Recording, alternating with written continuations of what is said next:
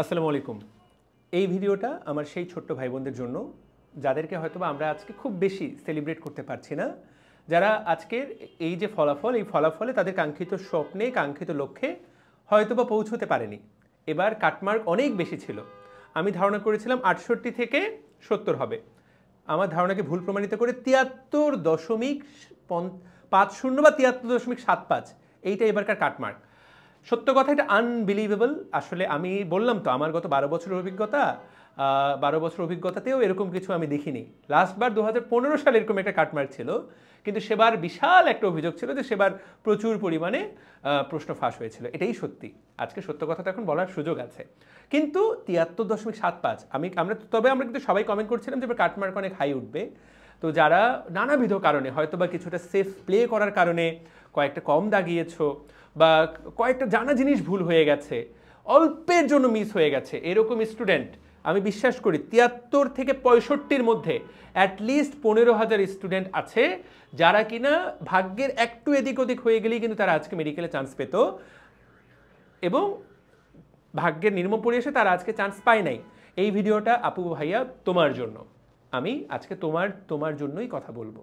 তো এই ভিডিওটা তোমরা যারা দেখছো, সম্ভব হলে ওই আপু ভাইয়াটার কাছে এটা পৌঁছে দাও যে ভাইয়া বা আপুটার এখন কি করা উচিত। তুমি যদি ভিডিওটা দেখে থাকো, তোমার যদি প্রশ্ন থাকে ভাইয়া আমি এখন কি করবো, আমি তো ভেঙে পড়েছি, আমার কি করা উচিত।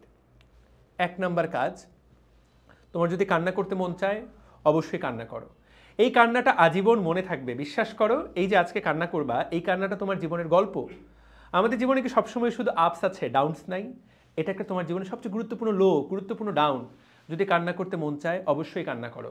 একা কান্না হচ্ছে না, বাবা মা সহ যদি কান্না করতে মন চায় কান্না করো, মনটা হালকা হবে। এই যে ক্ষতটা, এই ক্ষতটাই তোমাকে নতুন একটা দৃঢ় মানুষ হতে সাহায্য করবে। সত্য কথা, প্রত্যেকটা আঘাত মানুষকে নতুন লড়াইয়ে উজ্জীবিত করে, এটাই কিন্তু সত্যি। তো আমি তোমাকে বলবো না তুমি আজকেই চেয়ার টেবিল নিয়ে বসে পড়ো, পড়তে বসে যাও, এমন কিছু না। মনের যতটুকু কষ্ট আছে তুমি সেটা কান্না করে বের করো। আজকে, কালকে, পরশু 2টা দিন পজ নাও। কিন্তু ভাইয়া জীবন কি শেষ? তোমার জীবন কি এখানেই শেষ? উত্তরটা হলো না। ভাইয়া আমার এখন কি করা উচিত? আমি আলোচনাটা 2 ধাপে করব। এক নম্বর আলোচনা, একটা এই মুহূর্তে কি করা উচিত, আর একটা লং টার্মে কি করা উচিত। সবার আগে তুমি নিজেকে একটা প্রশ্ন করো, আমি যে এই যে মেডিকেল ভর্তি পরীক্ষা অংশ নিলাম, আমি কি আসলেই ডাক্তার হতে চাই? আমি ডাক্তার হতে চাইলে আমি কেন ডাক্তার হতে চাই? বা আমি কি জীবনে ডাক্তারি করে বাঁচতে চাই? আমি যখন মৃত্যুবরণ করব আমার পেশা কি হবে? আমি একজন চিকিৎসক? যদি সবগুলোর উত্তর হ্যাঁ হয়, তাহলে ছোট্ট ভাইয়া বা আপুটা, তোমার সামনে একটা সুযোগ আছে। তুমি অবশ্যই সেকেন্ড টাইমের পরীক্ষা দিবা। সেকেন্ড টাইমে পরীক্ষা দিবা, মাত্র 3 মার্ক কাটা হবে। আজকে লাইভেও বেশ কয়েকজন এসে বলেছে আমি 3 মার্ক কাটার পরেও সেকেন্ড টাইমে ভালো জায়গায় চান্স পেয়েছি। এবং এবার অসংখ্য গল্প পাওয়া যাবে যারা 3 মার্ক কাটার পরেও ভালো মেডিকেলে চান্স পেয়েছে। কারণ এর আগে 5 মার্ক কাটা হতো, জিপিএ এর একটা বড় বিষয় ছিল। এখন কিন্তু এই প্রত্যেকটা বিষয় অনেক কমে এসেছে। তার মানে বৈষম্যটা বলো বা পিছিয়ে থাকাটা অনেকটা কমে এসেছে। You have a great chance. তোমার যদি প্রত্যেকটা উত্তর হ্যাঁ হয়, তুমি প্যাশনেটলি ডাক্তারি হতে চাও, তুমি এই পেশাতেই আসতে চাও, তাহলেই শুধুমাত্র তুমি সেকেন্ড টাইমের কথা চিন্তা করবা যে আমি সেকেন্ড টাইমের পরীক্ষা দিব। কথা ক্লিয়ার? আর যদি এগুলার উত্তর না হয়, তাহলে তোমার তার মেডিকেলে পরীক্ষা দেওয়ার দরকার নাই। আল্লাহ হয়তো তোমার কপালে এটাই লিখেছেন যে তুমি চিকিৎসক হবা না, তুমি অন্য কিছুতে দারুণ কিছু করবা। বাংলাদেশে সবাই কি ডাক্তার? তো সবার কি জীবন চলছে না?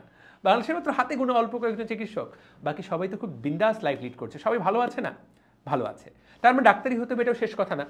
তাহলে আমরা দুজনকে পেলাম, যে মনে মনে সিদ্ধান্ত নিবে আগামী 2 দিনে যে আমি ডাক্তার হতে চাই, যে মনে মনে সিদ্ধান্ত নিবে যে না আমি ডাক্তার হতে চাই না। তাদের দুজনেরই কাজ কিন্তু একই। আগামী 2 মাস তাদের দুজনেরই কাজ কিন্তু হুবহু একই।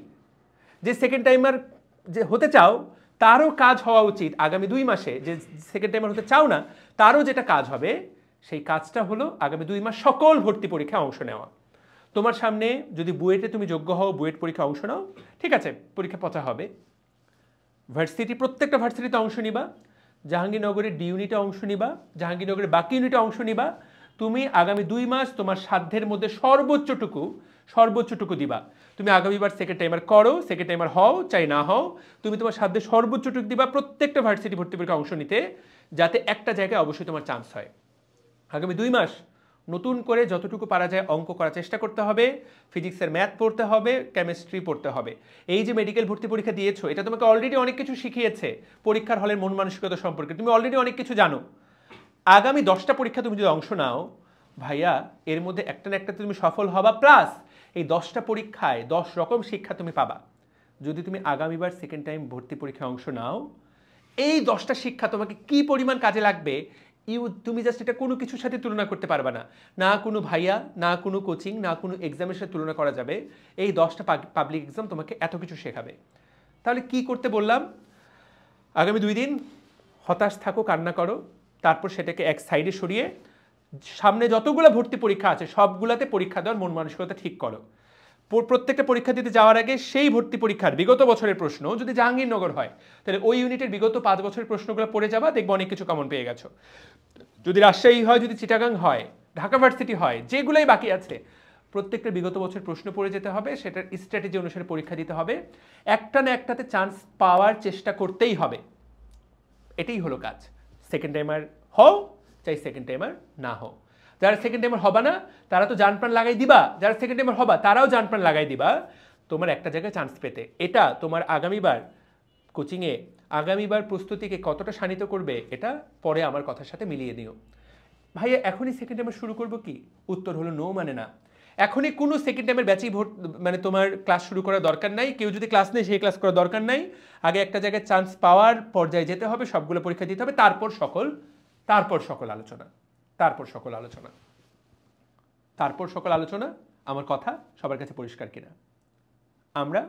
আমি তোমাদের জন্য, আমরা সেকেন্ড টাইমের জন্য আমাদের কোনো আলাদা ব্যাচ ছিল না। আমরা এবার শুধু তোমাদের জন্য ডেডিকেটেড মেডিকেল সেকেন্ড টাইমের ব্যাচ লঞ্চ করব।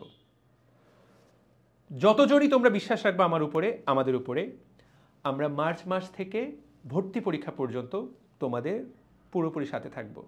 এইচএসসির সময় ক্লাস হবে, পুরো সময় আমরা তোমার সাথে থাকব। আমাদের জাস্ট তুমি পৃথিবীর কোনো কিছুতে তাকাতে হবে না, জাস্ট আমাদের উপরে বিশ্বাস স্থাপন করবা যে ভাইয়া আমরা আপনার হাত ধরে চলতে চাই। আমরা তোমাদের জন্য স্পেশাল বই রেডি করেছি এবার। মূল বইয়ের পাশাপাশি এই বইগুলো, সাথে আমাদের ক্লাস এবং এক্সাম 100% এনাফ। তুমি যদি মনে করো যে ভাই এবার আমি আর ঢাকায় বসে কোচিং করব না, আমি এবার বাসায় থাকবো, আমি আমার বাসায় বসে কোচিং করব, আমি তোমাকে গ্যারান্টি দিলাম দিস ইজ 100% এনাফ। 1 নাম্বার লাগবে তোমার জেদ, 2 নম্বরে আমরা তোমার সাথে আছি। সেটা কবে থেকে? মার্চ থেকে ক্লাস শুরু হবে। তবে তুমি যদি আগ্রহী হও, আমরা জাস্ট ডিসকাউন্টে যাতে তুমি ভর্তি হতে পারো, প্রি বুকিংয়ের লিঙ্ক দিয়ে দিব, তুমি জাস্ট প্রি বুক করে রেখে দিতে পারো, যাতে তুমি যাতে তোমার ইরাদা, তোমার যে লক্ষ্য সেটা যাতে তুমি পাক্কা হয়ে যায়। তুমি প্রি বুক করে রাখলা, তার মানে তোমার মনে হলো যে আমি কিন্তু আমার পথ খোলা রেখে দিলাম। তারপরে তুমি যুদ্ধের ময়দানে চলে যাও, অ্যাডমিশন টেস্টগুলো দিয়ে ফিরে আসো, একটা জয়ী হয়ে ফিরে আসো, মাথায় রাজার মুকুট নিয়ে ফিরে আসো যে ভাইয়া আমি এই জায়গায় চান্স পেয়েছি। তারপরে নতুন যুদ্ধের ময়দানে নেমে পড়ো। এরকম অসংখ্য গল্প দেখতে পাবা। আগের বার কোথাও চান্স হয়নি, পরের বার ঢাকা মেডিকেল চান্স হয়েছে। আমি 2012 ব্যাচের স্টুডেন্ট, মেডিকেল ভর্তি পরীক্ষা আমি ওই বছর 5ম হয়েছিলাম। ওই বছর যে প্রথম হয়েছিল সে 2011 সালে ভর্তি পরীক্ষায়, মেডিকেল ভর্তি পরীক্ষায় চান্স পায়নি। সো মিরাকল হ্যাপেন্স, এবং এটা মিরাকল না, এটা আসলে মানুষের পরিশ্রমের মিরাকল। তুমিও সেটা করতে পারবা। আমি তোমার তোফায়েল ভাইয়া তোমার সাথে আছি। আসসালামু আলাইকুম।